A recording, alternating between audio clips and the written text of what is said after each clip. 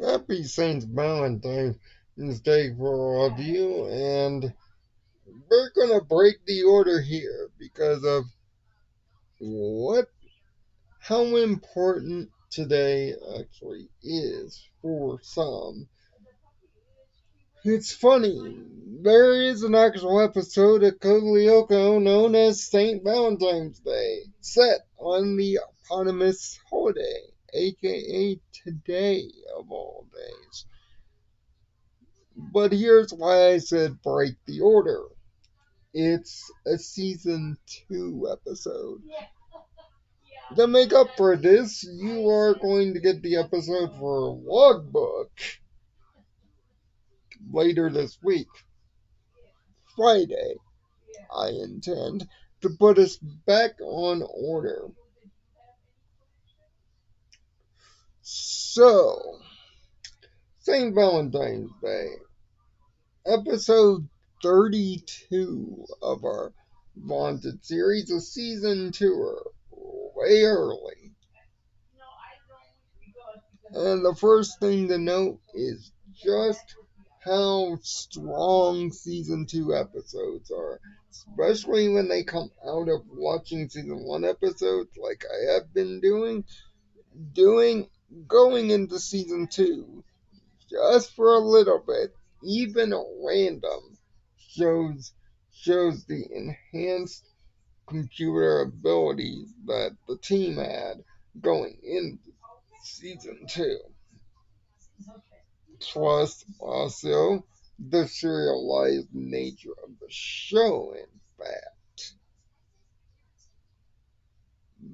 But St. Valentine's Day is one of those sneaky good episodes that more or less uses the holiday as a backdrop and driver for the plot more so than the actual reason for the plot to exist. Of course, again, this is a season 2 episode, so please, if you don't want to watch it today to take place in the holiday festivities and you would rather wait to see the goings on when we actually get here, hold on to this video until we get past episode 31. Otherwise, have fun with this little bonus gift. First thing to note, for any hardcore Ryoka fans, this won't be new information.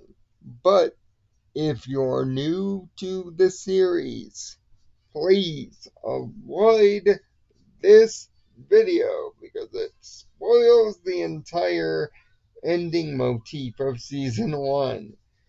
Because Aelita is here in the flesh here. And as the episode starts, she gets a gift on the night before, right at her door, after waking up from another nightmare. For veterans of the series, they'll know what the nightmares are. But we'll get into that when we catch our way back up.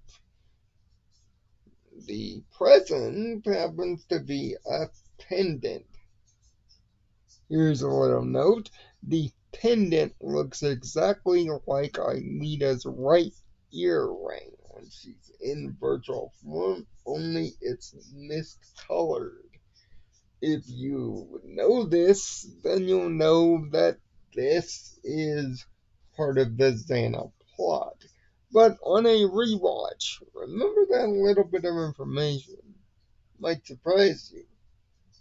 Now, Yumi being best girlfriend and best girl, period, explains Valentine's Day in the most basic way. And she assumes Jeremy gave it to her. Well, naturally. But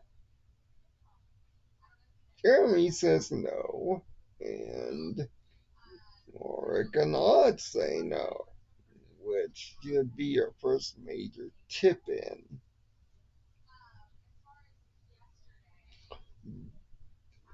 But this causes Jeremy to get into a little tiff with Odd over who gave Aelita the gift.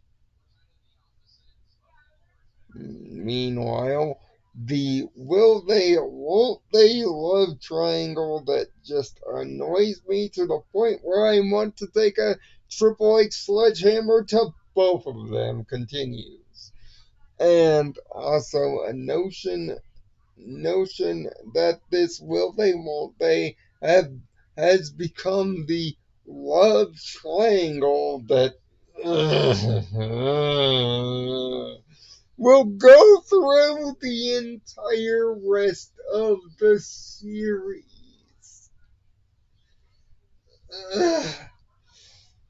This love triangle is unfortunately becomes a love square when Elizabeth gets involved by dropping a Valentine's Day gift. Mysterious triangle maker decides to add some roses into the mix right when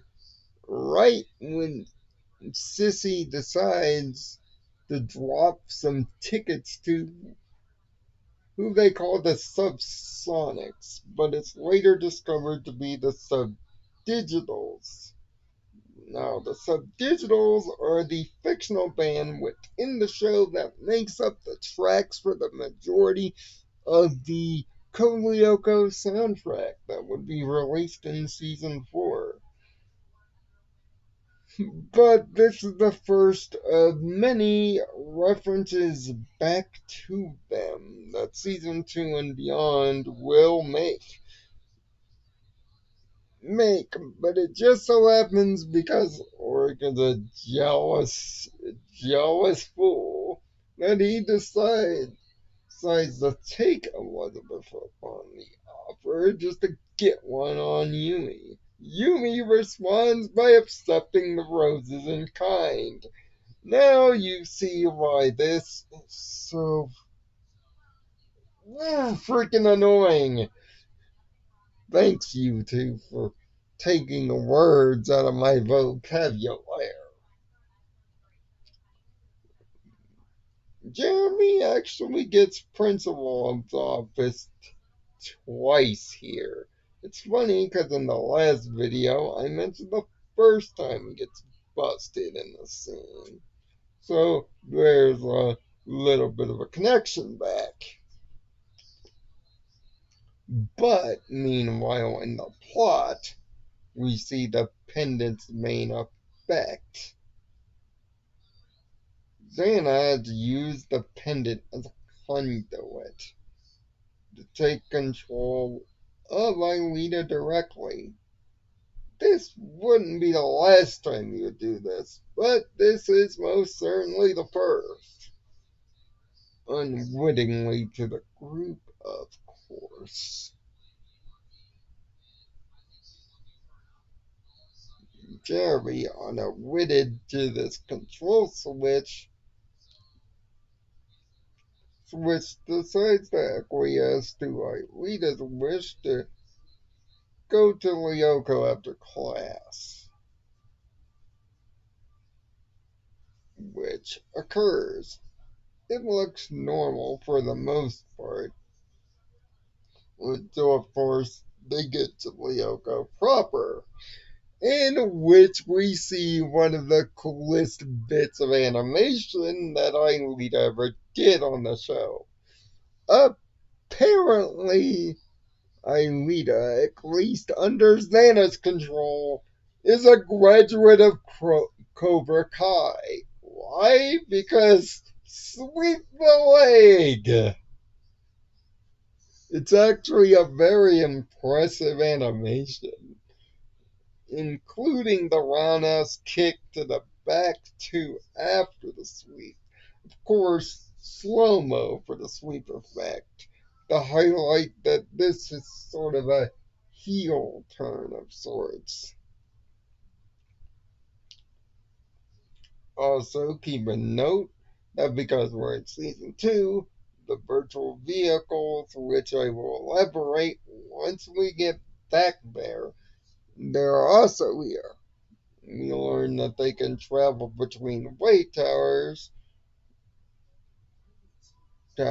and we see the overboard and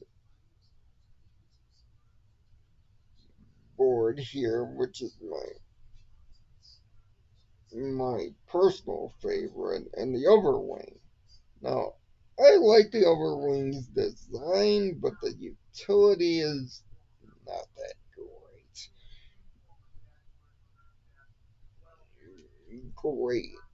The point of this ploy would be that Aelita give herself willingly to the Skimpizoa while under control. This almost works. All three characters take the dive, and even Jeremy and Odd manage the bro makeup in between all this. And it seems like the plot is going to completely work. Because even Aelita's friends are completely underpowered and weak. This really shows just how powerful Aelita is when she actually seriously wants to be in control. But of course, we all know this is Anna working and not the real her. In order to get out of the Skimpazoa possession, again, I'll get into detail once we get back here about what those things are the only solution is to hit Aelita directly, threaten Xana with Aelita's death to get them out of the jam, which works. Tower deactivated, which empowered the pendant, and we get the next bit of series continuum with the microchip in the pendant. Again, back to the serialized storytelling that separates season 1 from season 2. Every episode has a direct connection, some more advert than others, but for St. Valentine's Day, it was a more subtle connection, not as advert as the 3 episodes that had come before this one.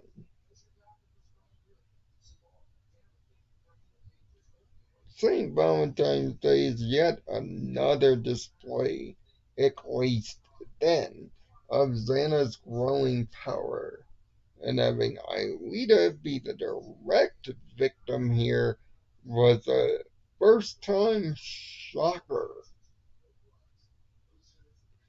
of sorts. And this coming right off the heels of another episode that I can't wait until later this year where we'll get to a great day. These 2 episodes combined together really showcased the different plots and different ideas that an upgraded Xana would do. But of course, we're all the way in episode 4 now for this track. But save this for later if you're following exactly in order. If you have watched the episode before, tell me your thoughts and reminisce. And you can blame Dr. Spartan for giving me the idea of doing this one out of the break. But I guarantee you, Logbook is coming Friday, and we'll get back on track.